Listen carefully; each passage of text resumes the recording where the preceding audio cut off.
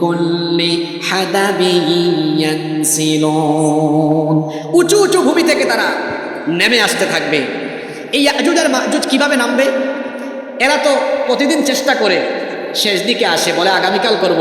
আয়সা দেখে পরের দিন এই অবস্থা। কিন্তু দাজ্জালকে হত্যা করার পরে একদিন হঠাৎ করে ভুলবশত এদের মুখ দিয়ে ইনশাআল্লাহ বের হবে। এই ইয়াজুজ আর মাজুজ একদিন সন্ধ্যাবেলা বলবে, থাকুক আজকে বহুত কাম করছি, বাকিটা আগামীকাল করব ইনশাআল্লাহ। পরের দিন আয়সা দেখবে কাম যা করে গেছে ওখানে, অল্প একটু বাকি। খেয়াল আছে আপনাদের? এবার শুনেন কি তাণ্ডব শুরু হয়। অল্প একটু বাকি, পরের দিন সকালবেলার প্রথমার দিন তারা এই কাম সেরে ফেলবে।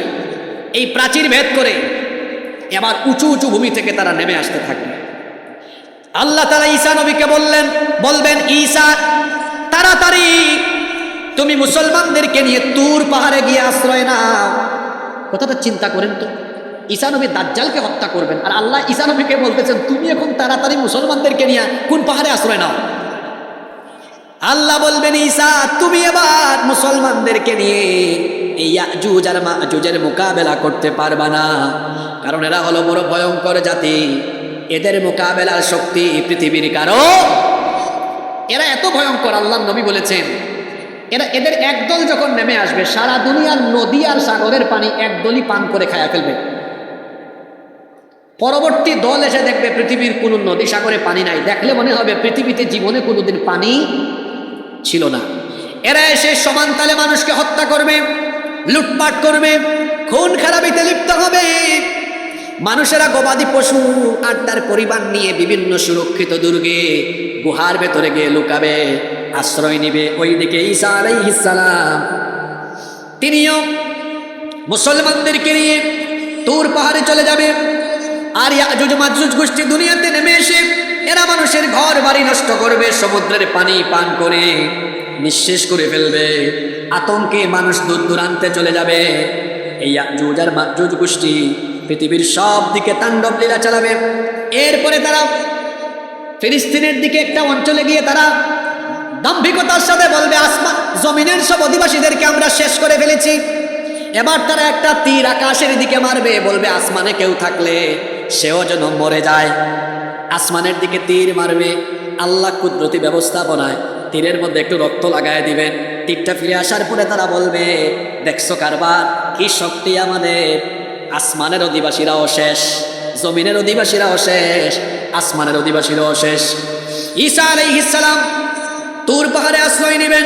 মুসলমানরা বিভিন্ন রকম দুর্গ আর বিভিন্ন গুহার ভেতরে নিয়ে আশ্রয় নিবে। গোটা দুনিয়াতে দুর্ভিক্ষ দেখা দিবে, অভাব অনটন দেখা দিবে। তখন একটা গরুর মাথাকে 100 দিনারের চাইতেও উত্তম মনে করা হবে।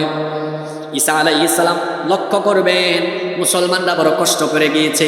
তিনি আল্লাহর দরবারে হাত তুলে বলবেন, রব্বুল আলামিন, মুসলমানরা বড় কষ্টে পড়ে গিয়েছে, সব দিকে তো দুর্ভিক্ষ, এত অভাব অনটন, দয়া করে তুমি এই কঠিন পরিস্থিতিতে আমাদেরকে বাঁচাও, কারণ তুমি ছাড়া এই কঠিন পরিস্থিতি থেকে আর আমাদেরকে কেউ বাঁচাতে পারবে। ঈসা আলাইহিস সালামের দোয়া আল্লাহ কবুল করবেন। ঈসা আলাইহিস সালামের দোয়া আল্লাহ কবুল করবেন। কবুল করে আল্লাহ তাআলা এই ইয়াজুজ আর মাজুজ গোষ্ঠীর সকল লোকদের ঠিক এই জায়গায়, খেয়াল করেন, এখানের মধ্যে ঘাড়ের মধ্যে একটা ভাইরাস জনিত রোগ দিবেন। কিছুদিন আগে ভাইরাস গেছে না বাংলাদেশে, ছোঁয়াচে রোগ, একটা ভাইরাস দিবেন। এক ভাইরাসে ইয়াজুজ আর মাজুজ গোষ্ঠীর যত লোকেরা আছে সবাই মরে যাবে। আল্লাহর নবী বলেছেন এরা যখন মরে যাবে, এই যে আপনারা এখানে বসছেন, এই ডায়াস থেকে আপনাদের পর্যন্ত সম্ভবত 12-13 হাত জায়গা খালি আছে না নাই?